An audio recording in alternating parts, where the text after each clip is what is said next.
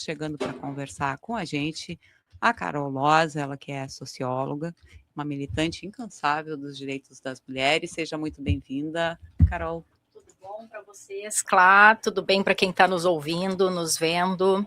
É mais uma vez eu aqui feliz por ter sido convidada, mas entristecida pelo que vamos falar, né? Pois é, exatamente.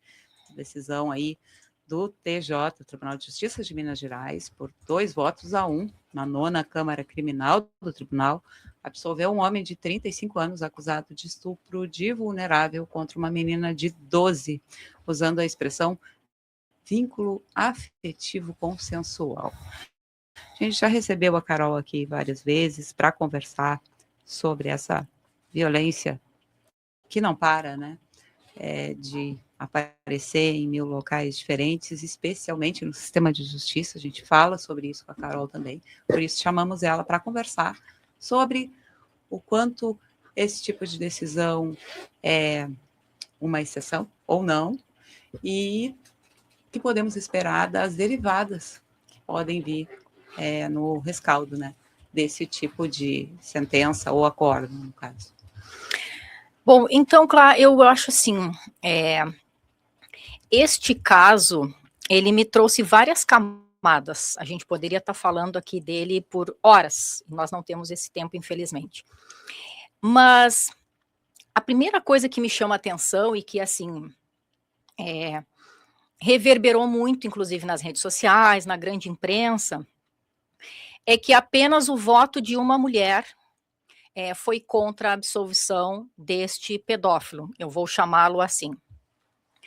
E quem viu a entrevista desta desembargadora viu que, primeiro, ela estava extremamente desconfortável falando e que ela somente deu um voto contrário aos seus colegas por conta do conceito jurídico que eles estavam utilizando, que é o distinguish, que, como eu sou uma brasileira e vivo num país que fala a língua portuguesa, eu vou falar, então, distinção.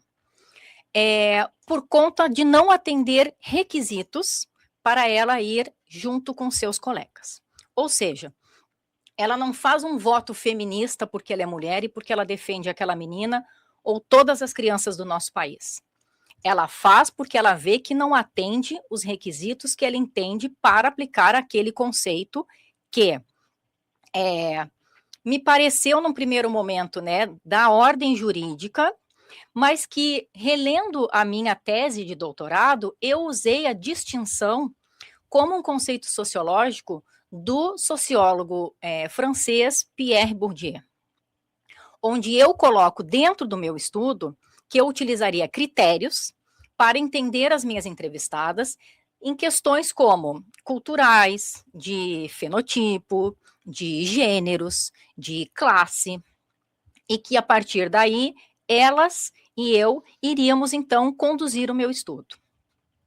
Quando ela fala que, por conta de não atender os requisitos para aplicar a distinção, ela vai contra, isso é um problema sério e grave. Porque, como ela mesmo coloca, isso é corriqueiro dentro do TJMG, isso não é uma prática de exceção, ela inclusive colocou isso na entrevista, estão inclusive tendo outros julgamentos a respeito, e que na maioria das vezes ela vota a favor porque se entende que existe este vínculo familiar, que é quando a criança, no caso uma menina, gera uma vida, ou seja, ela engravida deste homem adulto. Quando a gente fala que só por conta disso que ela foi contra, nós entendemos como que o sistema de justiça, então, normaliza a pedofilia e as relações entre crianças e adultos. E isso é muito grave. Nós temos uma Constituição que nos reza, nós temos um Estatuto da Criança e do Adolescente que fala que todos nós somos responsáveis pelas nossas crianças, que é o futuro do país. E quando ela traz, eles como um todo trazem, né, a questão da família, né, desse vínculo familiar, que neste caso não poderia entrar na distinção porque não tinha a família propriamente formada, ou seja, os filhos, a prole, Eu também trago dentro dos meus estudos o que é família, né? No caso do meu doutorado, que eu falava da família militar. Família vem de famulus, que está ligado à questão do paterfamilias.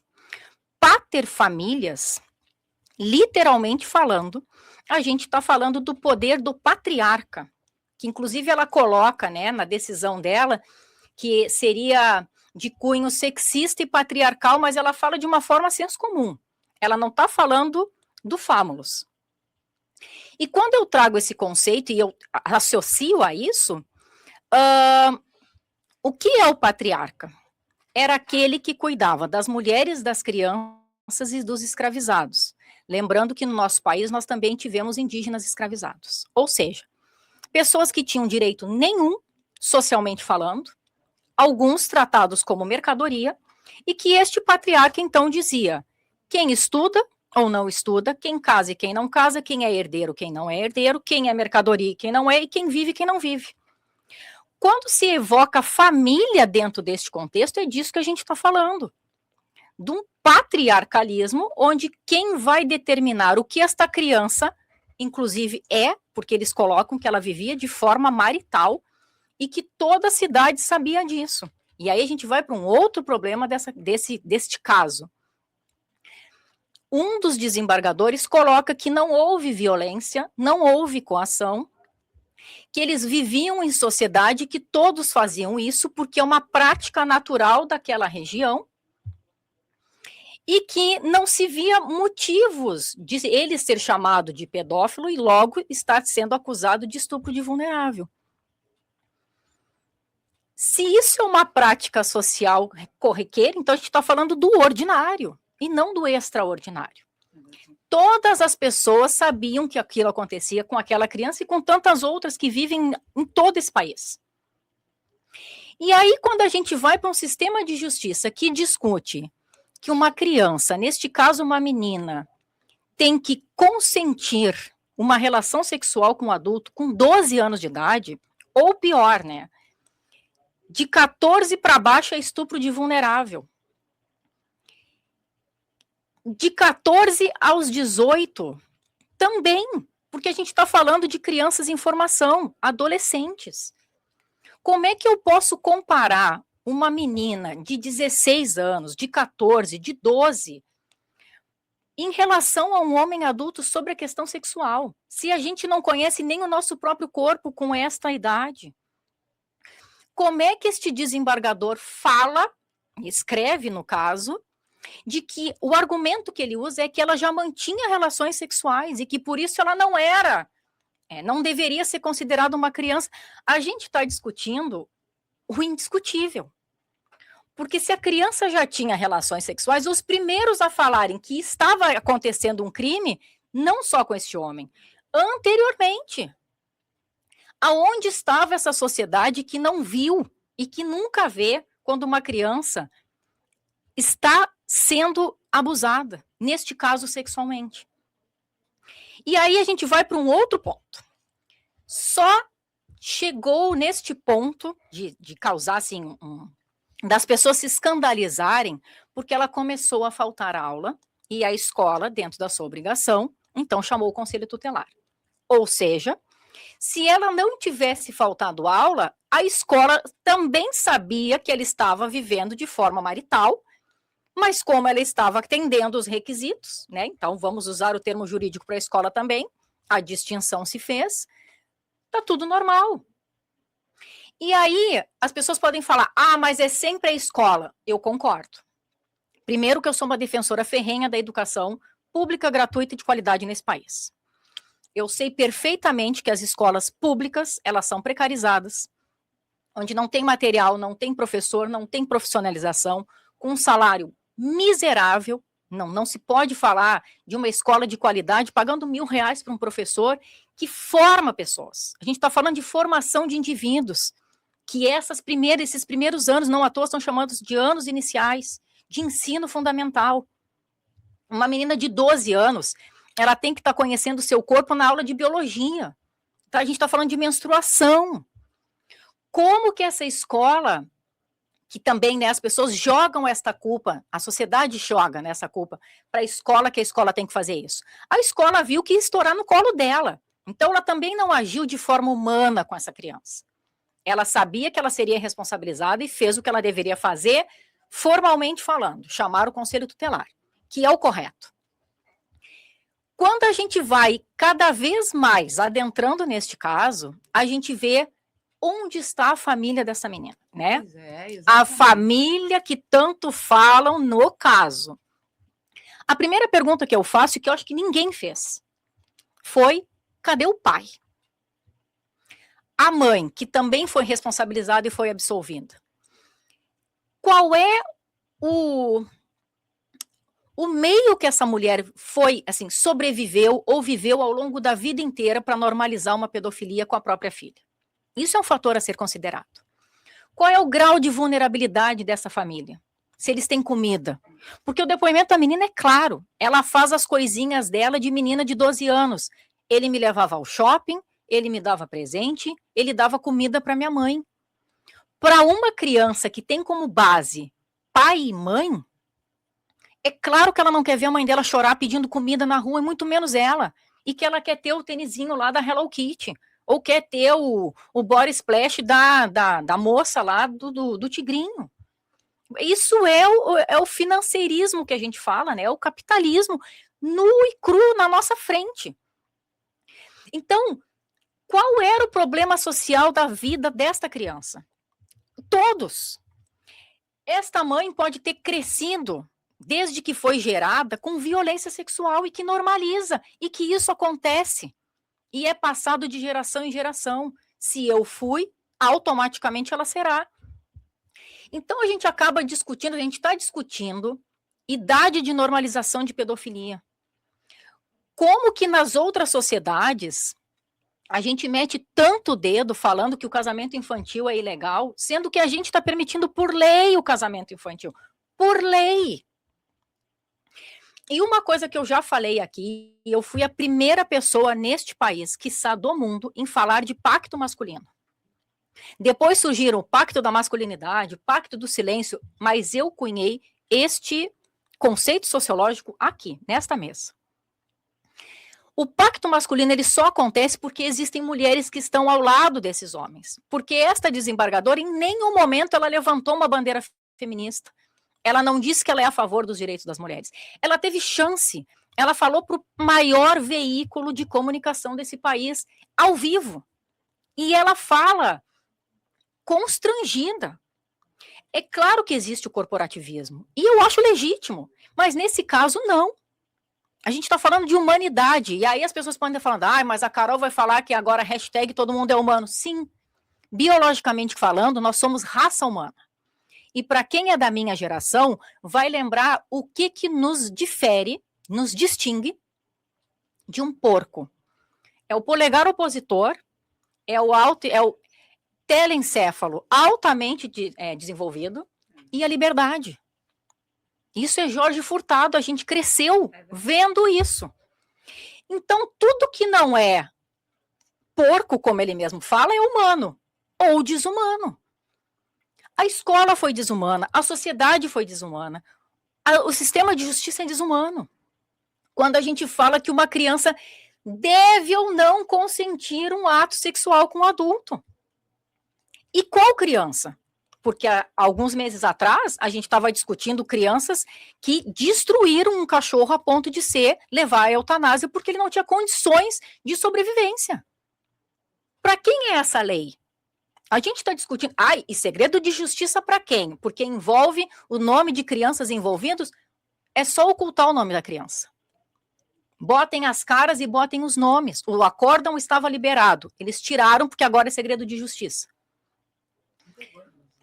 Quando eu falo que no nosso meio nós temos pessoas assim, prestem atenção nos olhares de homens e mulheres para as nossas crianças. Eu vou falar de coisas, eu sei que eu não tenho muito tempo, mas eu vou falar de 2 casos. Um, durante o meu doutorado, isso não está na minha tese, mas dá para falar, porque eu não vou falar o nome de ninguém. conversando com o general dentro do seu gabinete, chega um convidado dele, começam a conversar, e como eles sabiam que eu estava trabalhando, sempre trabalhei, né, com mulheres, com as questões de mulheres e crianças, que eu tinha uma filha, eles falaram, essa Carol vai gostar. Como sempre, né, a Carol sempre tinha que ouvir e eu estava lá para ouvir. E aí ele fala, tinha uma van que levava crianças para a escola e buscava, que era um motorista. E essas crianças, elas eram ligadas de uma forma ou de outra a famílias de militares. E aí ele falou que o motorista, então, se sentiu atraído, né? Assim, eu acho que, vou deixar um ponto assim, né? Criança não tem atração, não tem desejo, não tem descobertas do seu corpo, mas um adulto não pode dizer que se sentiu atraído, que é fetiche, que é seduzido. É criança, a gente tem que pontuar as coisas, criança é criança, ponto. E aí este motorista, né, se sentiu seduzido por esta menina, que este general me disse, ela tinha 12, não vou me lembrar a idade, mas era mais ou menos isso. Carol, ela tinha 12, mas parecia que tinha 16 por conta do corpão. Olhem a hipersexualização e a adultização. E ele se bobeou com a menina chegou em casa e falou, o motorista fez isso aqui comigo. E a mãe foi tirar satisfação. E ele falou, por pouco, ele não se ferrou. Mas aí ele falou para a mãe se ela conhecia a filha que tinha, porque ela usava roupas provocantes e ela saía por aí beijando os meninos. Homens adultos justificando o injustificável. Acabamos sempre nos mesmos argumentos, né? E aí, eu olhei e disse, se eu entendi bem, estamos falando de um crime que se chama pedofilia. Eles, não, porque ela, eu disse, não, assim, ó, criança é criança. Se tem 12, 14, se usa roupa curta, se quis ficar nua na frente do motorista, ele, como um homem adulto, tem que dizer, você é criança e é crime. Ele tem que dizer. E eles, não, mas você está entendendo mal. Eu disse, não, eu entendi perfeitamente. O assunto se encerrou naquele momento, e para variar, né, a Carol pesou o clima, como sempre eu peso o clima. O outro ponto que eu ia falar é que eu, com a minha filha, no final do ano, estávamos num determinado lugar e apareceu um homem e uma mulher do nosso lado. Este homem olhava para minha filha com olhos de gavião, olha para uma carniça. Como eu tenho códigos com a minha filha dos mais distintos, inclusive o olhar, eu olhei para ela e disse, você está vendo a mesma coisa que eu? Ela disse, estou. Eu disse, então eu vou agir. Falei para ela, assim que aparecer a polícia, a gente vai chamar ou eu vou atrás. O universo nos deu 2 policiais passando exatamente do nosso lado. E eu falei, você corre e chama eles, enquanto eu vou largar minha bolsa aqui no estabelecimento, para não deixar tirada, e vou até o encontro. Cheguei, expliquei a situação, ele abordou o homem, que imediatamente colocou o seu óculos escuro, a mulher que estava com ele defendendo, não, mas a gente só está tomando uma cerveja, a gente nem conhece elas, como se tivesse assim, ó, algo já premeditado que eles iriam nos abordar, ou que eu ia oferecer, enfim, com uma atitude muito suspeita.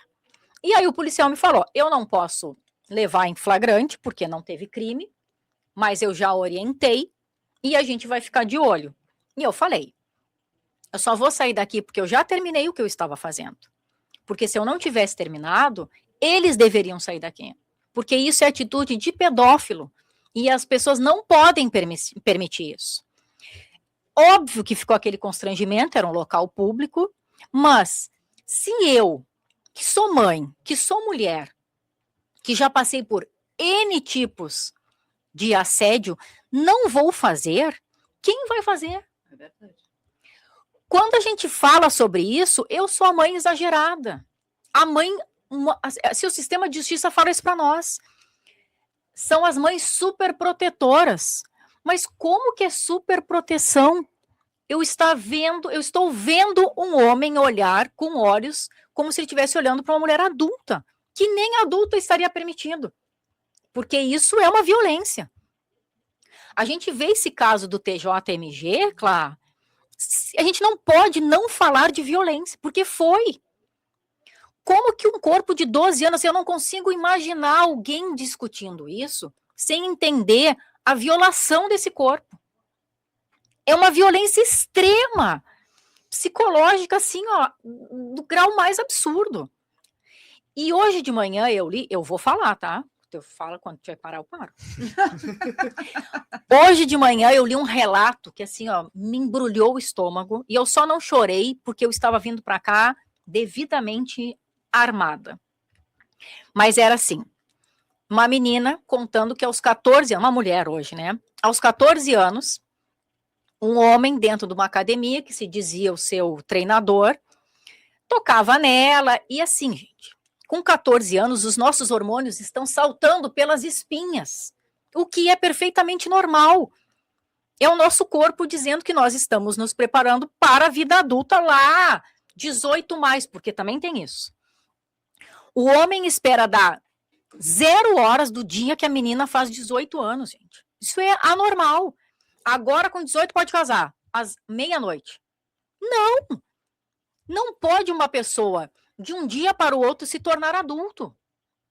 Claro que perante a lei, 18 anos você já responde criminalmente. Mas é 18 anos logo após o seu aniversário? Da onde que a menina, que até então, ontem era menina, hoje já é adulta? Quanto? Aí me perdi meu raciocínio. Eu estava contando da menina. Ah, é da menina, isso. E aí ela fala que ela, aos seus 14 anos, esse homem, para incentivá-la à prática na academia, tocava literalmente em toda a parte dela, do corpo dela. E ela, nessa nossa socialização de hipersexualização do corpo, e que a gente tem que ser desejada, porque senão a gente nunca vai casar, ela achava que ela estava dentro do papel dela, de se ficar mais bonita, está sentindo que um homem mais velho a quer. Então, assim, o caminho está certo. E aí, então, ele viola esse corpo, que para os juristas, com consentimento, porque ela tinha 14 anos, né? E aí ela descobre, então, assim, o quão violento foi aquilo, anos depois. E aí ela fala que, quando as coisas começam a entrar certo na cabeça dela, ela descobre que este homem, ele era noivo e que ele queria ter filhos com ela. E assim o fez. E aí a frase que me marcou nesse depoimento foi: ele literalmente roubou a minha alma. Então, quando a gente fala, nesse caso do TJMG, é disso que a gente está falando. De uma menina que já vinha sofrendo abusos, né, com 12 anos, que ele já falou que ela já tinha uma vida pregressa, ela já vem sofrendo violações. Esta menina, ela não tem alma. Já que a gente fala tanto de um Cristo, né, de um país que se diz católico, apesar de ser laico, aonde está a alma dessas crianças? Como que a gente não enxerga, e a gente não pode falar da humanidade, da desumanidade, a gente está falando de porcos, porque os porcos não fazem isso. Aliás, os porcos comem a carne humana, que é o papel deles. Não basta a gente ter essas 3 características se a gente não vê humanidade no outro, no nosso que está ao lado. E digo mais, essas pessoas estão nas nossas voltas, cara, a todo instante. Pois é. Vou deixar você falar. O que eu queria te perguntar, quando eu convidei a Carol para a entrevista, comentei com ela que eu soube de um caso, ao mesmo tempo que tem esse caso dessa menina, e que a gente sabe, já estabelecido, que isso não é exceção, também soube de um outro caso onde o que aconteceu agora, também saiu agora, a decisão foi agora em fevereiro, em Santa Catarina, um júri absolveu uma ex-vereadora acusada de matar o marido, com a defesa apontando o contexto de violência doméstica, justamente estabelecendo aí, por uma questão de súmulas, né, da justiça, que quem vive sob violência doméstica está permanentemente em perigo, né, dentro de casa. E aí, porque toda a situação se desenhou porque o cara estava dormindo, e ela deu um tiro na cabeça dele, justamente, enquanto ele estava dormindo, e ainda assim ela foi absolvida justamente por ter esse contexto de violência há muitos anos, viver esse contexto de violência há muitos anos.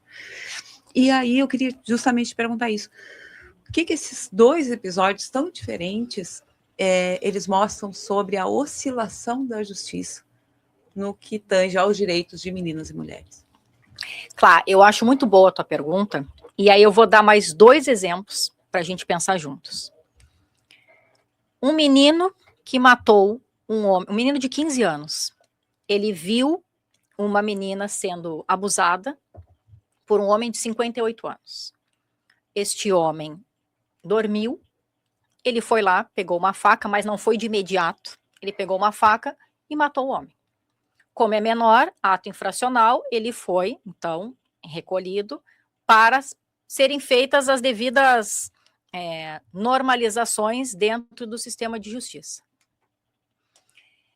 É dentro de um contexto de violência, eles estão tentando alegar a legítima defesa, mas como ele estava dormindo, não teve defesa, porque não teve ataque, e o menino também não foi na hora que aconteceu a violência com esta criança, que foi com uma outra criança que ele presenciou.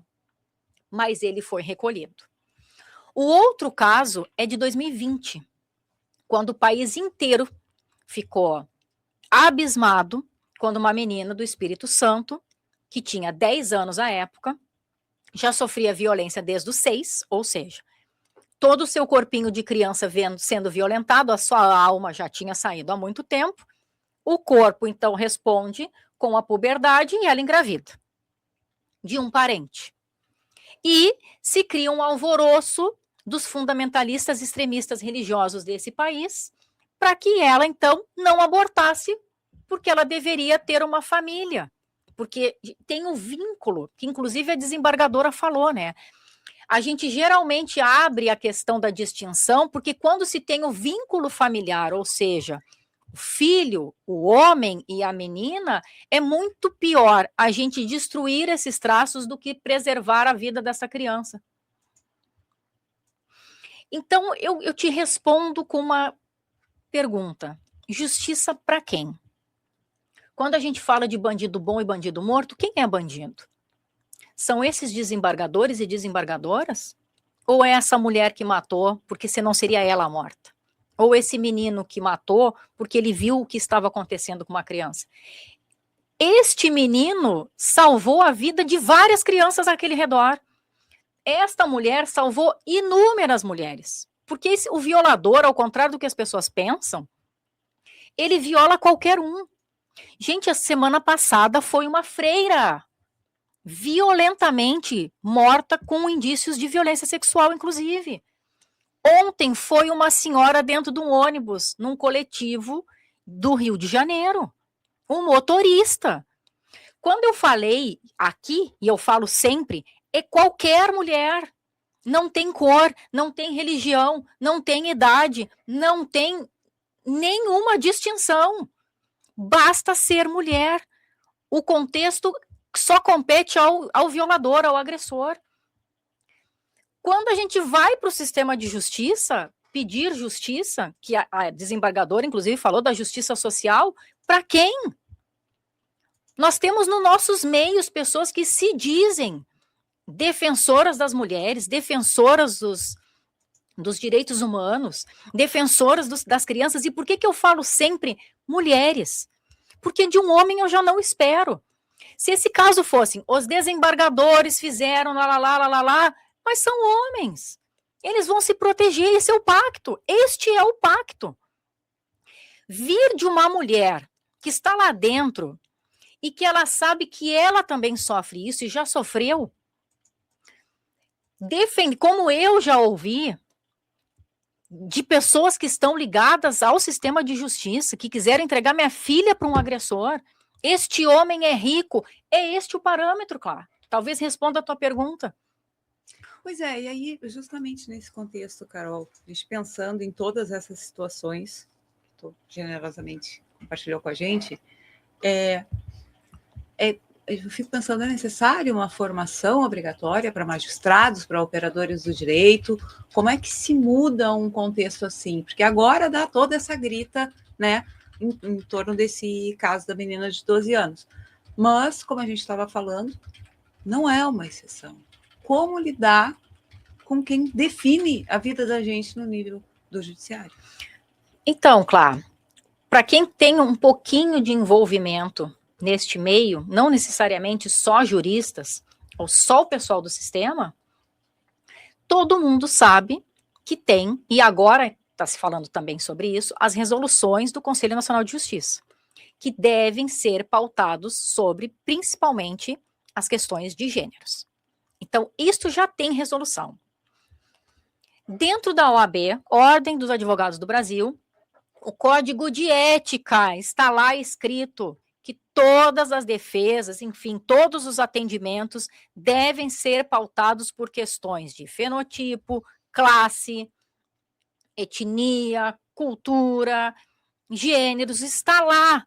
Quem não o fizer é passivo de levar uma advertência, expulsão, enfim. Nós temos leis. Por que é que não são seguidas? Para mim, essa é a grande questão. Como que a gente se chocou tanto no caso Epstein? Todo mundo falou, mas estava na cara o tempo inteiro. Esses homens nunca esconderam. Muito pelo contrário. Eles mostravam que estavam abraçando crianças. Estava televisionado. Aí falam, mas é a teoria da conspiração. Não, estava o tempo inteiro lá, está na nossa frente. Eu deixo assim, um exercício para as pessoas, homens e mulheres, para que tenham filhos, ou que têm filhos, ou que têm sobrinhas, enfim. Homens, saiam de mãos dadas com a sua filha, troquem carinhos em público. Eu troco carinho com a minha filha publicamente, eu ando abraçada, a gente ri, enfim. Mas troquem carinho. Vai num lugar, senta numa delicatessen, converse, olho no olho. Os olhares vão ser muito mais de aprovação em relação aos outros homens, e inclusive pode ser questionado, se você está com a menininha aí, como é que eu faço para ter uma menininha? Do que de reprovação, inclusive de mulheres. E também ao contrário, mulheres saiam com seus meninos, com seus sobrinhos de mãos dadas e troquem carinhos. Vocês vão ver como é que vão ser os olhares, que também pode ser talvez mais de repreensão, porque o que uma mulher velha está fazendo com um garotinho, mas também da pedofilia. Olha só, então quer dizer que agora as mulheres também estão pegando os menininhos. Isso é um experimento que dá para fazer, porque eu vejo como olham para as minhas filhas. E eu, assim, uma coisa que eu sempre falo, claro, existem genitores, genitoras, pais e mães. Tem muita gente que acha que é pai e mãe, e não é. Quando a pessoa não levanta a voz para ver que o seu filho e a sua filha estão sofrendo alguma coisa, e pode ser às vezes por desconhecimento jurídico, mas você sabe o que é uma violência. Uma coisa que a gente não pode normalizar, que acontece nas escolas, inclusive. Eu sou uma defensora ferrenha das escolas, mas as escolas reproduzem e normalizam violências. Cadê o namoradinho da fulana? Olha ali como é que a fulaninha... Sempre com as meninas. Olha como a menina vem para a escola, de top, de shortinho, de sainha, aí depois um menino passa a mão, vem reclamar, vem mãe reclamar. Aí depois engravida, não sabe por quê. São pessoas que não podem, que é o desumano. Se uma professora, e por que eu falo sempre no feminino, né? Já falei isso. Porque a gente não pode esperar isso de uma mulher, a não ser que seja uma mulher desumana. E tem. Não é a maioria, mas tem. Nós passamos 2025 inteiro, assim, mastigando violência contra mulheres e meninas o ano inteiro. E muitos aconteceram em escola. A menina morreu dentro de uma escola na Bahia o ano passado, porque ela não quis beijar um menino. Estava televisionado, tinha uma câmera lá, com a ajuda de uma coleguinha. Sabe que esses tempos eu soube, acho que eu até já comentei isso aqui no programa, não me lembro, mas esses tempos eu soube de um colégio privado, aqui de Pelotas, onde os meninos jogaram a menina, a coleguinha, no lixo, 12, 13 anos, no lixo, e ficou por isso mesmo. E digo, eu acho que você tocou num ponto, você tocou num ponto muito bom, claro, porque se esta menina de Minas estivesse matriculada num colégio particular, a gente nem estaria discutindo isso aqui. Porque as violências, assim, E eu posso falar, porque a minha filha já estudou em colégio particular, e eu já vi, já presenciei, as meninas falam abertamente sobre o que passam dentro de casa, entre elas, para mim. E quando eu fui levar, a escola ignorou por completo. Eu já vi criança sair da escola com seu bichinho de estimação chutando.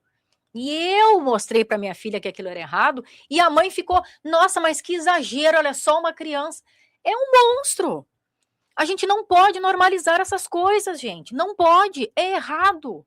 Não pode bater em bicho, não pode bater em gente. Eu me lembro que eu crescia ouvindo, né? A maioria das pessoas falavam para nós: o homem do saco vai te pegar. O homem do saco é o nosso vizinho.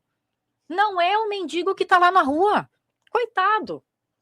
Talvez ele faça mal para alguém, mas o homem do saco é o pai, é o padrasto, é o tio, é o cara que está dentro, é o Papai Noel. No Natal agora pegaram vários Papais Noéis presos, acusados de pedofilia e exploração sexual. Nós temos aqui no Rio Grande do Sul juízes envolvidos com exploração sexual no celular, desembargadores. Então a justiça é para quem? Que quando alguém rouba comida, nós somos um problema para a sociedade. Isso tem que ser contido. É exatamente isso, né? Essa questão de ignorar as leis do país. Se a gente faz isso, a gente vai preso. Não, mas na sentença pode. E outra, assim, ó, a gente traz o estrangeirismo, o alienígena, que se chama na linguagem jurídica. Nós não temos capacidade para criar as nossas próprias leis dentro da nossa cultura. Casamento infantil é errado, ponto. Não tem distinção, não tem distinguish. Não tem. É errado. Ah, mas na cultura tal... mas na cultura tal é um caos. Abrir esse precedente de que pode vir o mas. Não pode. Nem começa. Exato, não pode. Nem começa. Violência contra as mulheres. Não pode. Ah, mas e vai que ela tá querendo ferrar o cara. Meu amigo, a gente é ferrado 24 horas. Ande com uma mulher do lado. Dirija dentro de um carro que uma mulher está. É violência o tempo inteiro. Assim, ó, eu já falei, olhem para as meninas e para os meninos e como que elas são vistas na rua. É presa. Peguem o desenho da Betty Boop, que todo mundo agora fala, aquilo é uma violência. Hoje a gente entende. Ela está fugindo do lobo mau. Inclusive falam que a história da Chapeuzinho Vermelho é isso, né? Ela foi violada. O vermelho é da menstruação e o lobo mau é um estuprador. Hoje a gente consegue chegar nesses assuntos. Mas assim, o que é que a gente está ensinando? Que é errado ou que é certo bater em cachorro, matar cachorro? Porque chegamos no nível que assim, agora estão discutindo o cachorro que é mais importante do que vida de mulher e de menina. Não, é vida. Só que essas vidas estão sendo... Não é cachorro que brigou com cachorro. Ou no nosso caso, né, das 3 características humanas. Não é o porco comendo carne humana porque a gente jogou. É humano matando bicho, é humano matando humano. Então, a desumanidade, pedofilia, não é caso Epstein com exploração sexual, pedofilia. A gente não pode, assim, é o óbvio. Você está sendo inconveniente falando da perninha da menina. Não faça. Pesem o clima. Ah, mas lá vem a chata da Carol. Sou chata, porque eu prefiro ser assim e manter uma vida que seja salva do que eu ir para um bando de reunião com mulher, dizer que vamos fazer, vamos acontecer, dia 8 tá aí, vamos levantar bandeirinha rosa, laranja, roxa, para quem? Para você ganhar cargo? Para você ganhar emprego? Para você ganhar dinheiro? E aí tá acontecendo dentro da tua casa? Teu marido é pedófilo, teu vizinho é pedófilo, teu professor é pedófilo, a tua professora é violenta. Acho que basta, gente, basta. Assim, eu me indigno com isso, porque me revolta, porque enquanto a gente está discutindo sério, as pessoas estão lá fazendo panfletagem. Nossa, vamos nos reunir com as pessoas e falar, você vai se reunir com gente que está de mão dada com o agressor. Você não tem cara de pau, não? Vou te dar um óleo de peroba para passar nessa cara. Porque é muito bonito vir para cá e falar, poxa, estou fazendo um monte de coisa, olha como eu atuo, eu sou antirracista, anticapacitista, direitos humanos, LGBT-fóbico, anti-LGBT-fóbico. a favor das crianças, e aí você entrega de bandeja, porque eu estou usando o termo pejorativo do comer. Porque quando a gente se refere a uma criança, a uma mulher, eu vou te comer, é isso, é pedaço de carne que a gente está falando. Então, essas pessoas, defensoras, juízas, desembargadoras, promotoras, advogadas, entregam as nossas crianças de bandeja e falam o quê? Mas eu não sou eu que faço as leis. Ai, mas eu não posso fazer mais que isso. Mas você não olhou na minha cara e disse que o agressor tinha dinheiro? Então arranque o dinheiro dele para salvar a minha filha, a filha do fulano. Se não quer ser uma boa advogada, então atue em prol do que você diz que você fala. Porque por trás tem uma música do Capital Inicial fala que diz que é o que você está fazendo quando ninguém está vendo? Você está entregando as crianças para pedofilia. Quando a gente fala das equipes técnicas do judiciário, é isso. Existe a SAP, existe no papel, né? Que é a síndrome da alienação parental. E a LAP, que é a lei de alienação parental. Isso só serve para entregar de bandeja crianças e fazer com que a gente se passe por louca. Quem está discutindo isso? Que não é. Isso é imoral. Numa tradição cristã, onde a gente fala de moral e de bom costume o tempo inteiro. Assistam Big Brother. Nós temos... Tá bom. Big Brother está dando um bom exemplo disso. Eu assisto. Depois de 6 anos estou assistindo. Uma relação de um homem com uma mulher, jovem mulher, que ficam o titio e a sobrinha, o papai e a filhinha. Isso está mostrando incesto. Ai, vem aqui, menininha, vem aqui que o papaizinho... Gente, são 2 adultos. A menina, no auge da sua juventude, com seus 20 e poucos anos. Ele, um homem já de mais de 40, se trocando carícias em rede nacional e as pessoas normalizando. Ai, a filhinha e o papai... Gente, a filhinha e o papai é errado. Uma coisa é ter afeto, de você cuidar, no sentido literal, de não deixar fazer mal. A outra é você ter um afeto com cunho sexual. Tá em rede nacional, gente. Quem normaliza isso? Os mesmos que não estão dando um pio no caso do TJMG, que são os mesmos que vão fazer depois passeata de fundamentalismo para que as mulheres não possam abortar. Porque se essa menina se as escolas estivessem ensinando meu corpo, minhas regras, ninguém toca, se alguém te tocar, você tem que falar para sua mãe, falar para o seu pai, se ninguém falar nada, a gente vai chamar a polícia, a gente vai interferir. Botem o dedo na ferida. Por que não bota? Porque dói, mas não dói em mim. Dói em você que é covarde, você que é covarda. Porque é ruim tocar na ferida. Pronto. Carol, sempre que a gente conversa, fica muito evidente o quanto tem derivadas desse assunto, né? O quanto isso se prolonga, todas essas discussões, e o quanto também é necessário falar sobre isso.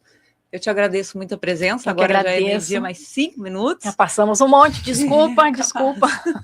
Capaz, é sempre excelente te ouvir. Eu agradeço mais uma vez e desejo a todos e todas, apesar de tudo, né? Nós ainda estamos aqui lutando e que desejo uma excelente semana para todo mundo.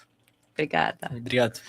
A gente conversou com a Carol Loz, ela que é socióloga, participa aqui do Contraponto, bem seguidamente, justamente para falar sobre direitos de meninos, meninas e mulheres, né? E fica aí o alerta, então, violência sexual contra a criança nunca é relação, é violação, e denúncia e rede de proteção salvam vidas. A gente dá, inclusive, alguns, o Disque 100, né? Os direitos humanos, denúncias e encaminhamentos, o Ligue 180, é a Central de Atendimento à Mulher, com orientação e registro de violência, o 190, emergência, risco imediato, flagrante, e o Conselho Tutelar está aí para ser usado, delegacia também está aí para atender quem precisa. Então, uma rede que lutamos, que se fortaleça, porque fica cada vez mais evidente quanto isso é necessário. Meio-dia mais 6 minutos, vamos fazer um intervalo rapidinho e já voltamos com o Contraponto.